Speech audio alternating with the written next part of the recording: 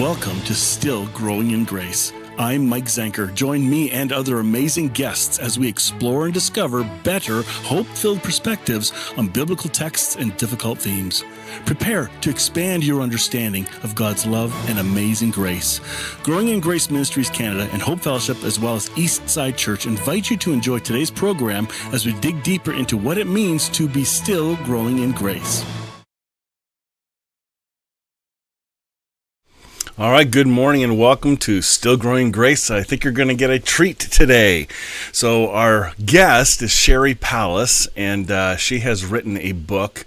The new book is called We Have Ruined God, which is a really unique title. It says, the bottom, My Journey Out of Religion into Unconditional Love. And she also has a weekly Fireside Creators podcast on video, interviewing folks from you name it topics, ones that typically the church won't take a look at because it's too scary to do. And so I think she tackles those bravely, and I think brilliantly offers hope to those who are not satisfied with the typical church answers. I think her faith it comes through in this book. I've been part of her podcast several times, or at least on the panel for a number of discussions. So that's been a lot of fun. And I think you're going to just love this conversation. Get to know her. She is somebody you should get to know as you expand your understanding of who God is and God's love for everyone. So let's get into this. I'm going to do a quick hello to Cynthia. Good to see you, Cynthia, in the UK watching. Just saw your comment. Woohoo! And I hope you like this one. So let's get into the interview, and here we go.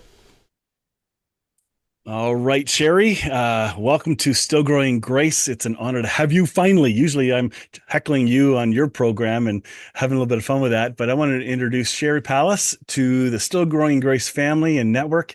Sheri, I'm not going to make you say hello and do all that fake TV stuff because that's weird.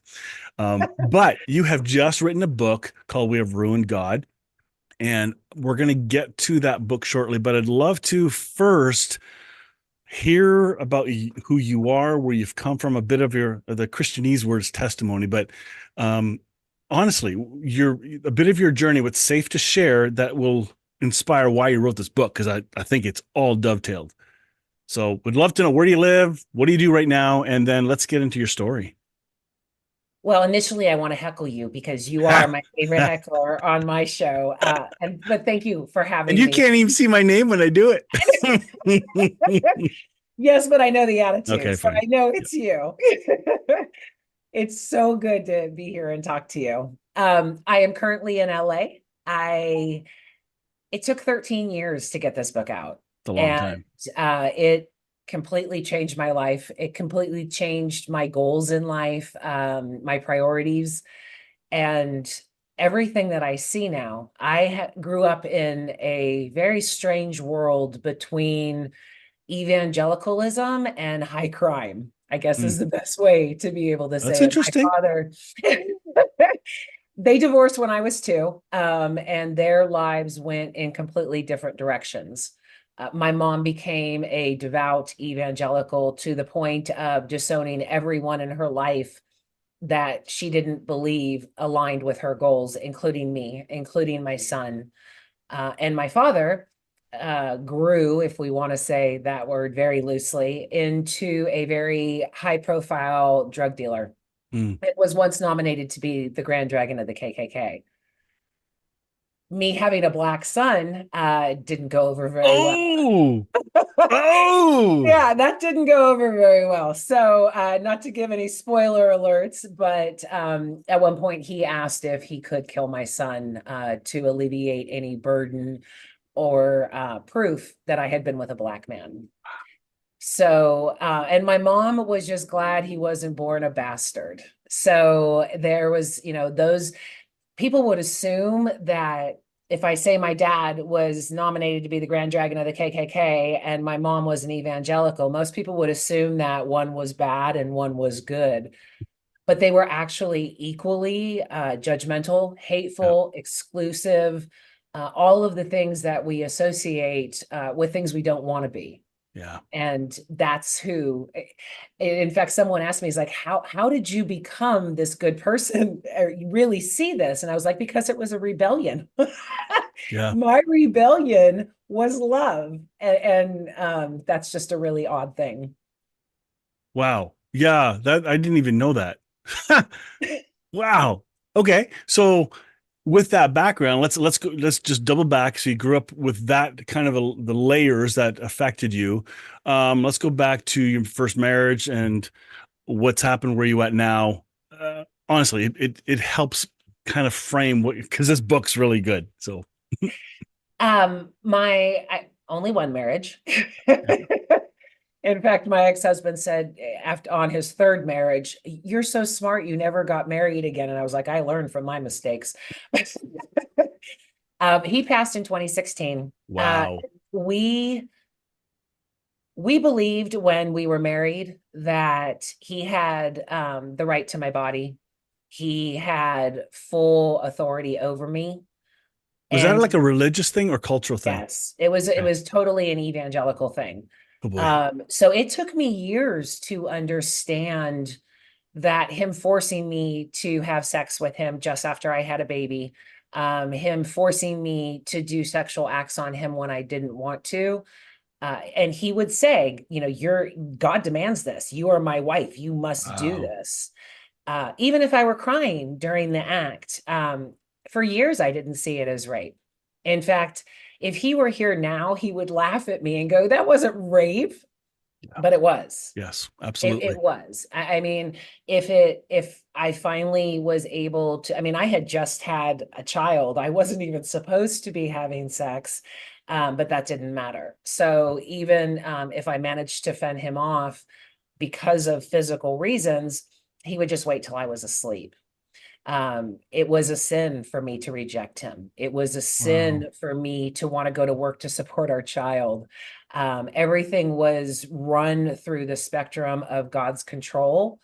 And I just, while I was raised with that mentality, going through it, it was like, this can't be right. But This you can't never questioned be it on the right. front end, really. You knew it felt bad, but No, it was, this is the way wow. it was. I mean, I opened the book with, I didn't even know I was being raped. I thought that was just life.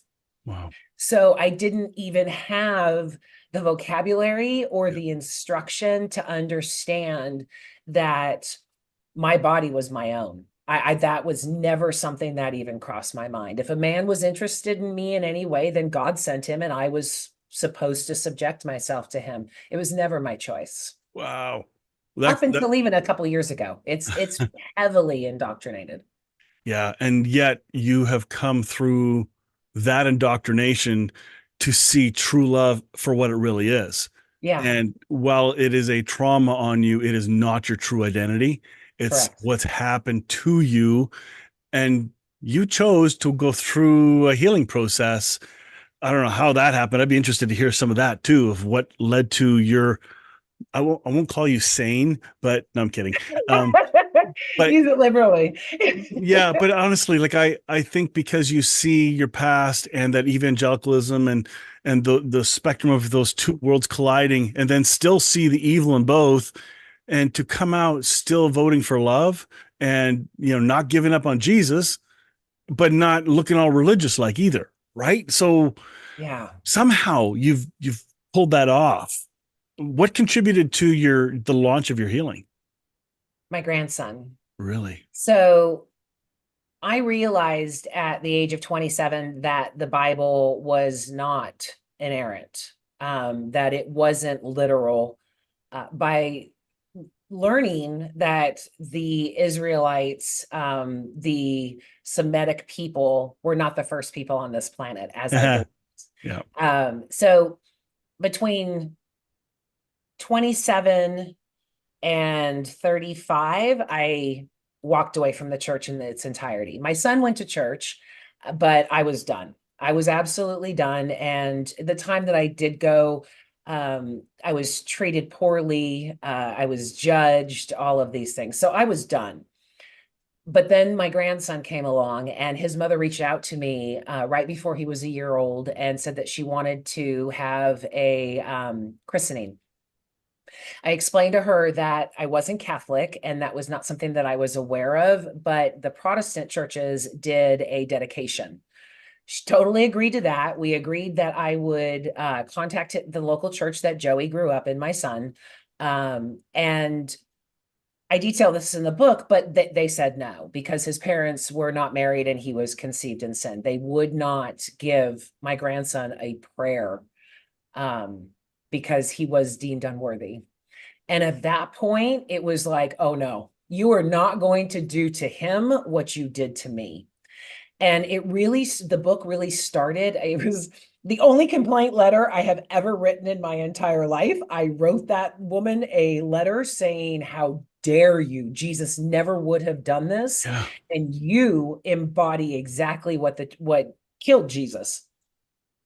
She then came back and said, well, we'll do it after a ceremony or after a Wednesday service so no one sees. It's like, that's just disgusting. That's trying to save face of pride, because now she'll have to answer to people that she has mispreached to. Exactly. And obviously my email got to her, because it was just gross.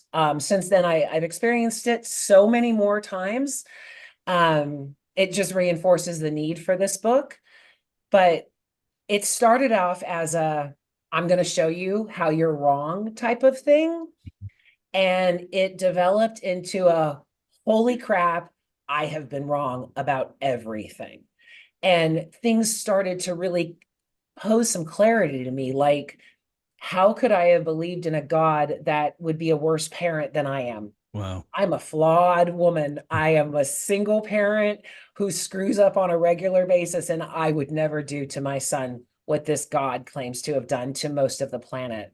So really getting into that and dissecting that, trying to find some truth in it. Was God this horrible being that I learned about?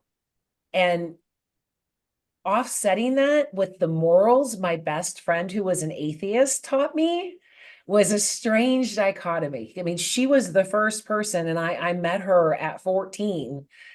She was the first person to teach me kindness. Wow. She was the first person to say, that's not very nice, Sheri, you shouldn't do that. And I was like, never heard that before. What you talking about, Willis? Yeah. What do you mean? God gives me the power. I can judge anybody I want. I mean, it was this huge dichotomy where I left the church and found love. And that was the journey of dissecting it all in order to get back to that. I was looking for truth, and the only truth I found is love. You can look at, and I measure truth as it must be applicable in all scenarios, all eras, all geographies. So what is true for the Aboriginals must be true for an American. Ouch. And the only truth that I found was love. Yeah. Because from the moment we are born till the moment we die, it is something we are searching for. Did you find it difficult or embarrassing or humbling that as you began to chip away and add those different people groups, you found your own prejudices that need to be addressed and turned on its head as well? Yeah, but they were like really thin layers of the onion that were exposed, that I was like, oh my God. Like, as simple as as me as a child, when meaning to talk about the world, I would always say the US. Yeah. Even to that, So typical. Right? And I mean, just even realizing that, just even taking my head out of the American exclusion, Because we're North American and they're South American. So what do you mean American? Exactly. Right. I even catch myself doing that. I posted something on Americans today. I'm like, oh, I'm going to get this. But yeah, I mean, those types of things that I didn't even realize. And it was justified by the Bible. I grew up in a Christian school. I went to church a minimum of 3 times a week. That was my identity. Yeah. Being a Christian, being Jesus's was my identity. So to be able to shake all that and still come back, because Jesus taught love. So while I say that Jesus is my main man, but I get around, I've learned a ton from Buddha. I have learned a ton from the Vedas. My degree's in comparative religion. I have learned a ton from Judaism. But I mean, Abraham was a very interesting guy. He was actually kind of funny. But you have all these things where if you only look at one source, Yeah, it's you're not in trouble. okay. It Yeah. doesn't broaden your depth. It And shouldn't be a threat. exactly. Yeah. And someone asked me, how did you come back to Jesus? And it was because of his love. I Yeah. could literally go and say, okay, Buddha's non-attachment. The Vedas are deep understanding of karma and those types of things. Jesus was love. Yeah. So when I need my cup filled and how do I do this? I think of Jesus in Gethsemane. Mm, I think of, how the apostles, related to him, how he still fed Judas. It is among those things that I love. Everything else, if it's not through the lens of love, I have no need for it. yeah. You said something earlier, right at the start of the trip of your journey that I love, and I wanted to come back to for just a moment, where you said I started off by trying to prove everybody wrong, and Yeah. I, I'm wondering how you now approach others you meet that are at that place, because I don't think it's a permanent location. I think it's one of the stepping stones to unlearning and rediscovery. Like, how is that? How do you feel when you bump into someone else who's trying to prove you wrong? What does it do to you? Well, I realized in 2015 when I started my social media that nothing upsets religious people more than you have to love your neighbor. Mm, So that has been something I've been dealing with for many years now. And someone also asked me in the process of reviewing the book, um, these revelations happened. What made you believe them? Like I talk about, finding out that Mary Magdalene really wasn't a whore. what? Um, She wasn't? and this friend of mine said, most people would just shut that down Yeah. and say, no. So to answer your question, I am okay talking to anybody about beliefs and those types of things unless they hurt other people. Yeah. That is when I put my foot down and say, okay, you need to know the facts. If you indeed know the facts and continue to hurt other people, I Yeah. don't want that around me. But I think you're also, because of your story and because you started on a journey of trying to prove people wrong, you understand what it feels like for somebody that's so frustrated that now finds something new, wants to prove to their people they're wrong, Yeah, but to have hope that that's not a permanent address, right, that there's a way of softening and love will win. You've right. modeled it in a really cool way, and the fact that you're approachable from other backgrounds. That's one thing I've really appreciated about you and the topics you cover. They're like wild topics that I won't even cover because, well, I'll just watch Sherry's. Let her get in trouble. Um, but you create a safe place because I trust you're grounded in Christ. So if you're going to explore some of these different topics, like I already know you're grounding and you're giving permission that you can explore this stuff because Jesus has got your back. It's okay to explore things you've never been, well, actually, you've probably been told never to study those. So maybe Yeah, that's the reason why you should. I think that's really hard in the evangelical church because we're told what is true and that's it. You don't get to yeah. question stuff. And you're questioning everything. Everything. Yeah. Yeah. And I mean, I saw an Instagram video like a year ago, where this girl said, oh, I left the church and people said I lacked faith. And then the next scene is her walking in with 15 books and trying to research everything and go through her destruction. Yeah. And she's like, in actuality, this is what destruction or deconstruction looks like. Yeah. And I was like, man, I wish I thought of that because that's what the book is. Yeah. It's walking through the things that cause pain and hate and division and taking away its authority. I'm going to Oh, do a show on shame. Go oh, ahead. good. Well, Yeah. I was going to ask you, finish your sentence, but I want to know who's this book for then. Tell me who the book's for once you Oh, get okay. So one of the things about walking through the deconstruction and eliminating the power that these, we call them gotcha or, whomping verses, Yep. is it eliminates the shame. It eliminates it when you take away all of the power that this judgment has, it eliminates the shame. So it's really easy to walk through and go, okay, well, I believe that. I mean, I believed I was going to hell just because I was a single mother. Yeah. So once you dissect that and go, okay, well, that's not true, boop, the shame goes away. Yeah, because where did that concept come from? It was Exactly. planted. Exactly. So when you dissect all of those things, that releases the shame, and you are enabling yourself to accept yourself at that point and pass on the love. Yeah. This book is for anyone who has doubted any part of their faith or needs a more spiritual connection outside of religion. One of the things that someone pointed out to me in another interview was that I really push no dogma or doctrine. And I said no, because I really think if it's centered in love, that's really all that matters. We Mhm. don't need anything else. And that's what Jesus said. If it's not about love, it's not about God.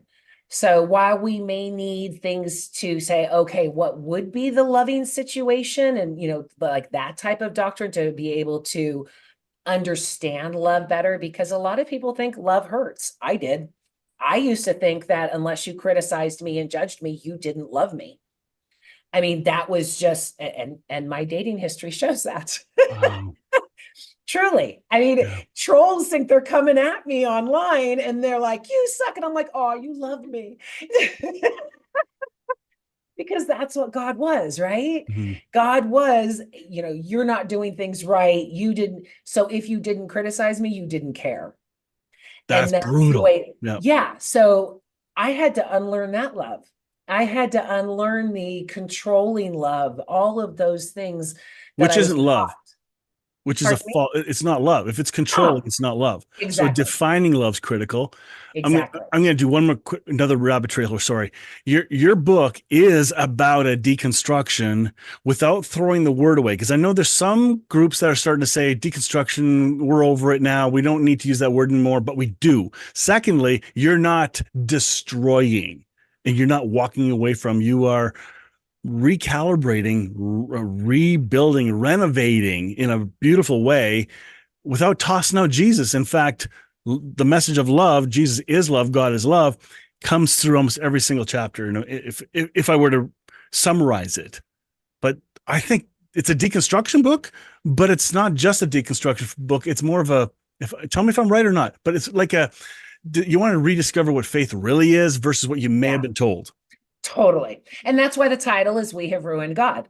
I Mm, mean, it walks through the man-made doctrine. yeah. Originally, it was titled "Man Has Ruined God," uh, but I was schooled on that. And the reason I did change it was because while I argued that men had all the power, women have gone along with it. Like 70% of congregants in any religion are women. But you're It, also going to make more people able to read it now. Otherwise, you yeah, take off a whole. yeah, I know the whole ego stuff, Yeah. but yeah, I mean, it's I have a thread going on Facebook right now where it says that the Bible is how man understood God, not how God really wanted. And there's all kinds of people saying no, it was inerrant and all of these things. But if I was going to give up my life here on earth for anything, it was not going to be for a God that was cruel and exclusive and had favorite children. I was not going to worship or try to align with anything that I would not align with on earth. Yeah. And going through all of the religions and realizing that they all intersect at love and let go. And a lot of people go, oh, this whole surrender thing, evangelicalism has tainted that also, because Yep. they all say it. It's, get into the flow, let the universe, guide you. All of those, all of the major religions intersect with love and let go. Everything else can really be tossed Yep. if it's not helping you to love or to let go. Yep. The surrender is not this, it is this. It is thy will be done. Which whenever I get stressed, I mean, that was probably the biggest lesson for me as a total control freak. Whenever I start worrying, what are the book sales? What are my interviews going? Anything, thy will be done. And it immediately, it was hard at first, but after more than 25 years of this, um, now it's my second or third thought of nope, let it go. If Because there's we're one thing I can trained. do, Yeah, because we're trained in our religion to go for ego, go for the propping up, climb the ladder, and then there are respected positions because you have a degree or you have a role, and we, the lesser people, they don't get to the respect. Like it's a crazy hierarchy. yeah. And there shouldn't be any hierarchy. It No. should all, I mean, we are all just leaves on the tree. It's, we're all part of this tree of humanity. And And autumn's we are coming, buddy. screwing. Yeah, but I mean, we screw it up. We create this hell on earth Yeah. and create all of these divides. And God, again, I'm looking at, the metaphor of a parent is just saying, can't you guys all get along? Just like parents do with multiple children. Stop fighting, love your brother, all of those things that you hear in most houses across the world. You go to church and go, no, that doesn't work here. I have a hunch if people are going to read your book, which hope they do, they're going to hear a better gospel, which is supposed to mean good news, right? Yeah. And I think you unpack and divide the bad news compared to the good news in a really neat way that's not done well in other books, because I learned by comparison. And I think you've kind of rocked it with the comparisons here. I haven't told you Yay. that yet, but that's kind of how I'm seeing it. So Fantastic. Thank you. yeah, that's It cool. it was, like I said, at 13 years. In fact, the launch party was actually to the day. It worked out. Again, living in the flow, you see these kinds of things, but as we talked about backstage before the show, formatting was killing me with this book. And again, I was stressing out, working 20-hour days. Um, and then let it go. Everything's going to happen. And then all of a sudden, it worked out that that May 11th was the date of the launch party, which literally to the day, I couldn't have planned it. I Wow. literally couldn't have planned it. And my grandson was there. So it was phenomenal. It was so amazing. And you get to see the rhythm of things. I saw the pictures. I was jealous. I thought, man, that would have been fun to be at. It was an awesome time. Wow. And I Oh, really think one of the things I really was proud of the most was the diversity of the crowd. yep, It yep. was And it was there. Of course, it was diverse. Just kidding. Just kidding. But I mean, there were gay people, there were straight people, there were reverends. I mean, there were atheists. It was just, I thought to myself, if this is what a Last Supper would look like, now Wow. this is to me what it would look like. I So was very proud of that. you and I talked about your name on the book off Yeah. screen a while back, and it wasn't to diminish it, but tell us a little bit about your educational background and credibility for education wise. And I'm asking the question. You're not self promoting. I'm asking. So I'm just curious because some people won't know. Oh, you're just a single mom who's been through all this stuff. But honestly, just give us a quick summary of some of the stuff you've kind of walked through in that journey. Because So they I call you have Rev. Really? Does that mean yeah, you drive fast? yeah. I like that. Yeah. Yeah, on Twitter, I refuse to use the real name. They call me Rebel Rev. Okay. The reverend status is an educational status, not a job position. And you and I talked about Yeah. that and how people would misconstrue that, which Mhm. I took because people ask me, "You're a reverend, where's your church?" So the reverend is that is what my bachelor's degree is in. My Wow. master's degree is in metaphysical science, which is the science of God.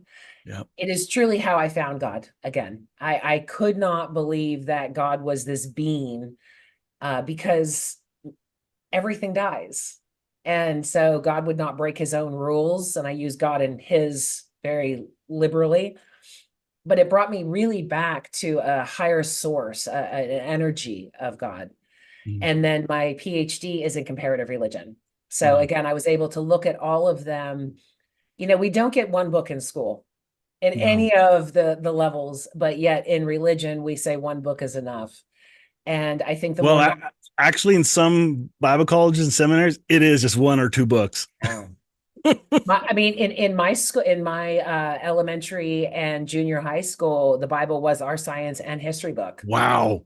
Yeah, I mean, it was like I said, when I was 27 and figured out that the Israelites weren't the only people on this planet, it was like, what Yeah. are you talking about? It shook everything I believed. And then it was like, and I talk about it in the book about having to completely constrain my cognitive dissonance that was going on. I wanted to fall apart. I was 27 years old. I had a child. My mother had disowned me multiple times over this God, and I found out that most of all the stories weren't even true or correct rather. So having to go through all of those things, and I talk about it in the second section of like, prepare yourself, reader.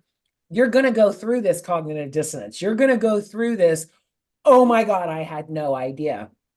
A Black reader reached out to me and said, I didn't see the colorism in my Black churches until you pointed it out through Wow. your book. And that was like, oh my God. I mean, that's one of the things that I really address is the racism and the misogyny in the church. But to have a woman of color who has been deconstructing for 10 years come to me and say, I didn't even see the own colorism in my Black church. Yeah. Those are the types of awakenings that the readers are going to have, where that's why I said the shame just goes away. It's like, Yeah. oh my God, that was all crap. Yeah. Okay. Like a shame deals with a crisis. So in my mind, shame is I am something bad, where guilt is Yeah. I've done something bad. So I've always taken shame to be an attack against my identity, and therefore I feel Correct. bad. And I'm trying to fix it because I don't feel like I'm that what's being put onto me. I somehow I know I'm better than the shame being spoken over me. Yeah. But after a while, the voice gets so loud, it's all you hear. Then you start to Yeah. believe it. Yeah. I mean, and if that's all you're taught, then, I mean, in talking with people of color, powerful people of color, and seeing that they believe in a God of domination, Yep. um, just makes my skin crawl because I see the racism in it now. I Yep. didn't before. I didn't recognize any of that because again, I was raised by a racist and someone who believed that anything said in the church was divine. So there was not a questioning mentality that I was given in religion. It was, this is the way it is, to the point where I believed my body was part of that. Wow. Well, let's get into the book. We only have a little bit of time left. Crap. But I want you to walk through the book with me just a little bit. Let's just talk about the sections because we can't get into all the details. But section one, give us a super short summary of section one because it's a teaser. Because by the time we're done, I'm hoping people want to get this book right away. They have to. Section one is where I'm coming from. So, as the reader, my background, it's all of the massive dysfunction. Yeah. Some beta readers wanted more depth. I felt that any more depth could pass on trauma, Yep. Yep. but it really shows where my mentality Oh, I is. think you went deep. Like that was fair, and I caught that. So I'm glad you went that far because that vulnerability, I think, instills trust. Yeah, if people get to know you more and more, they'll realize, oh my goodness, you're real. You're not some figure of trying to attain a role. That's Yeah. why I'm so glad you're not a self-promoter. Like there's so honestly, there are too many authors who everything's about your book. Oh yeah, I say this in my book. And it's always your book, your book, your book. I want to know you, not the stuff you do per se, right? Have somebody else promote it. Don't self-promote. So I'm thrilled how you're doing this. You've really thought this through, or it Thank fell you. into place because love is your base, not self-promotion ego. Yeah. Yeah. Yeah. And I think I went through that too, as part of this, that it's the book is the message is all that matters, not Well, me. this is a trophy now. Like now that the book is done, you can point to it and say, this is a life's work, Yeah. and I've put my whole heart into it. So that part, promote. Great. I think it's great. You know what I'm talking about. There are some Yeah, people who are, I do. I yeah, do. yeah. So then Section two session two is is, called Before We Go Any Further. those are my disclaimers. Those are because anytime we're talking about God, and I'm using quotes like I do in the book, because people have all of these preconceptions and their own beliefs about God that I really felt the need to say, this is where I'm coming from. I no longer believe God is a he, but I'm going to say he because it just makes it easier. And I Yes. talk about why. Mhm. I talk about how while I have deconstructed this evangelical brain, it is still an evangelical brain. So I'm viewing things through Yeah. this lens. You're, Even though I try really hard not to, that's still going to come through yep. both good and bad. But that's okay because you're straddling that world. And this book is for a lot of the evangelicals. It really Yeah. is because you're trying to show them, hang on, not everything you've been told is true. The Matrix, it's all about the Matrix again, right? Everything's about the I Matrix. know. Then your next section is you call it sin, which is an interesting way to have your first big section. Yeah, and it's always been the biggest section because sin is what drives all of religion, right? It divides us, it makes us check our soul, it defines what sin is, and I break down the absurdity of a lot of sins, like potatoes were a sin. For almost 200,000 people died because they thought that potatoes were the devil's apple or the devil's root, and Wow. all of these really crazy beliefs. Um, Tomatoes were a sin in New America. The Puritans believed that it was sexy, so they made it a sin. Breaking down how women were put in isolation because it was sinful to be out on your period, or it was Yeah. sinful if you had a girl. All of the really stupid sins that we have been told. And I come to the conclusion in breaking these down and going that, because again, it affected my own life. My mother disowned me and everybody she loved because she felt they were living in sin and it couldn't affect her soul. Yep. So sin is the biggest section because it does affect us so much. Can I cheat and ask what is sin now versus what? Intentionally hurting someone. Hmm, okay. I don't, I mean, different religions and cultures define sin. Like Judaism says there's a passive sin, and then there's these types of sins. Yep. But I think that when you disregard someone's feelings, disregard their life in any way, then that would be a sin. Lack of love. A lack of love. Wow. Exactly. Cool. Now the next section, number 4. Oh, they're animals. Animals. What? What's with the animals? That's an interesting chapter because I got so many emails about, thank God you put this section in there. And then others going, why? Um, Animals is really a highlighting of our ego.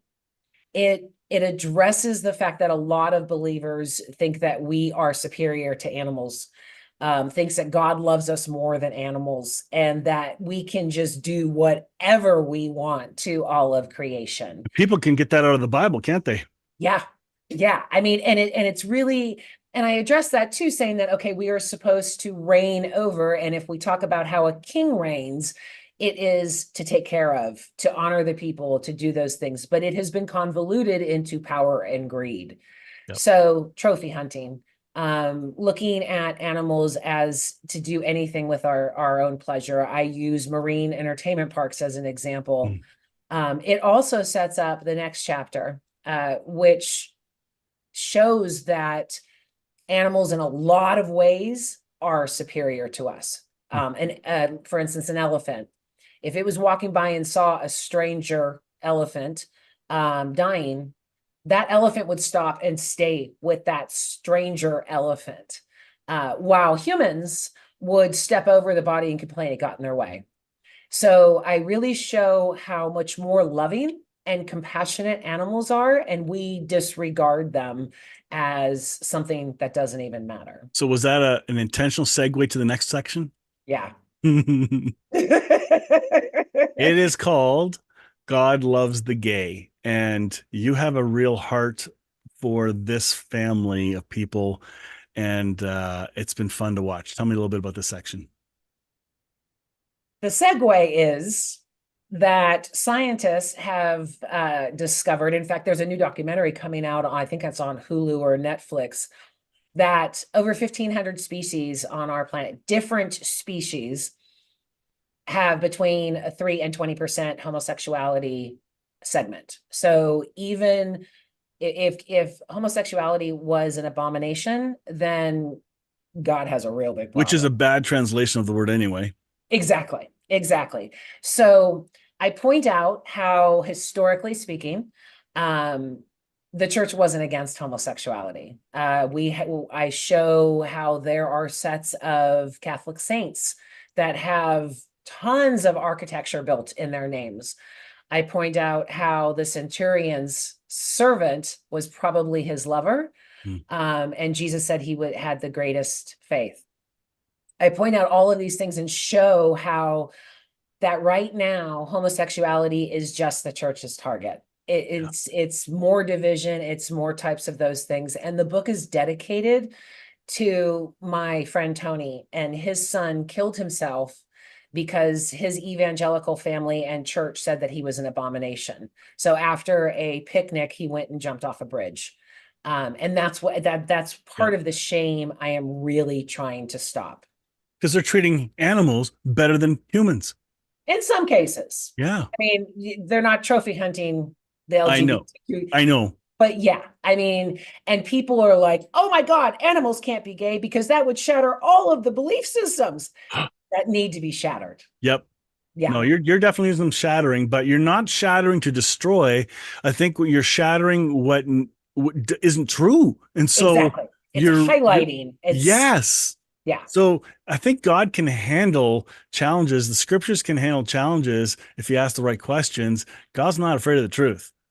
It's lies that and if he is, then again, I have a problem wrong with that. God. Yeah, yeah, me Yeah. too. Next section is evolution of Christianity. You get into a number of topics there.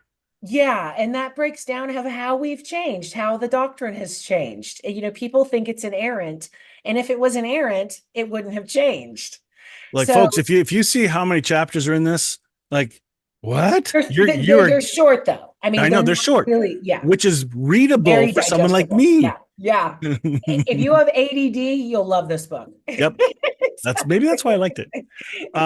Next section, Jesus. Now then we're going to get into divine, but Jesus is the next chapter. So wrap It that up. breaks down, so it gives a different perspective of outside of religion. You know, I look at a lot of the apocryphal texts, Mm, including the infancy of Jesus, which says that holy crap, he was he was not a good child. It shows, you know, I also address his sexuality, his humanity, what we know, what we've been told, and those types of things. For me, I did not walk away with Jesus being divine. And that was kind of a heartbreak at one point for me. But I think that also broadened my sense of Jesus, and it wasn't so limiting. It really, I could look to him for love. mm. As I said backstage, you know, Buddha, I get these types of things. I get all of these types of things, but for Jesus, that's where I go to learn how to love. Yeah, I like that. And none of the other stuff matters. So you He hit the doesn't have word to be divine for that. yeah, divine was in that word, so you cover that. The next section, because we're almost done here, God is too big for one religion. It breaks down how they all came together, what you know, Adam and Eve were truly not the first people. And how did we get to where we are now? Yeah, and you cover a number of religions, which is cool. Next section is science versus God. How I came back to God. Yep, I that's mean, cool. yeah. And Especially with your degree, right? yeah, it talks about the flood. It talks about creation, because creation is a big thing with believers and atheists, Yes, right? absolutely. So, you know, it talks about those types of things. And again, that's how I discovered the energy of love. I like this next section, section X, death. It's 10. I know, but it's But X. again, it did work out, right? I We were know. talking about the synchronicity. But you get into consciousness, reincarnation, attachment of our body, soul moves on, other side, heaven and hell. You actually touch on that. God is Nothing was, there was a point that I was really scared. There yeah, was, you know, through this process of, first of all, who am I to write this book? Secondly, of, oh my God, this is really going to upset a lot of people. But there became a boldness of, you know what, if it's the truth, it can stand on its own. yeah, yep. And you're not alone because the voices are being raised up in different places. You are one of the singers in the choir, and the choir is getting bigger. Yeah. Yep. And again, if it causes shame or fear or any Yep. of those things, it should be discarded. Yes. And last chapter is section rather is what I now know. Yeah, it's a culmination. It's a summary of the book, re-emphasizing things that maybe, again, it's a big book, bringing things back to each section of, here's the highlight. Here's, some people said you could have left this section off. Other people said it was their favorite. So I think that's the beauty of the book, is there's so much in there. Yeah. That it should be something for everyone. And it's structured in a way where if you read it and you want to reference it, that table of context gets Easy. you right there. Yeah. Yep. It's like, I know she said this, what was it? And I think the longest chapter is 5 pages, Okay. maybe 7. Do you have a copy of the book nearby? I do. Well, okay. Okay, there we go. Look, can I share something real quick? I was hoping you to talk about the cover. Okay, and this is a bad cover because it has the thing. Oh.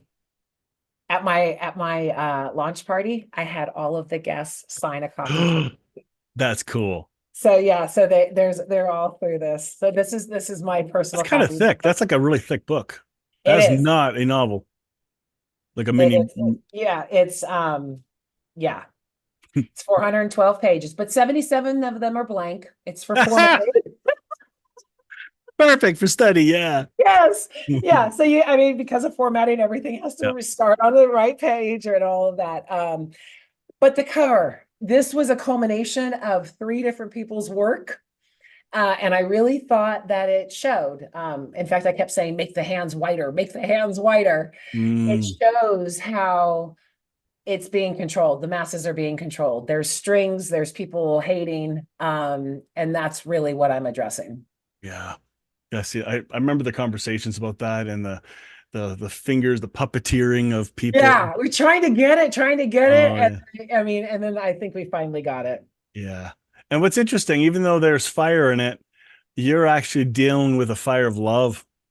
You Yeah. really are. It's being purged. Burn all the crap away. That's what it is. This book is about burning all the stuff away that shouldn't be there. Yeah. Oh, I like that. Yes. Anyway, there we go. My journey out of religion and into unconditional love.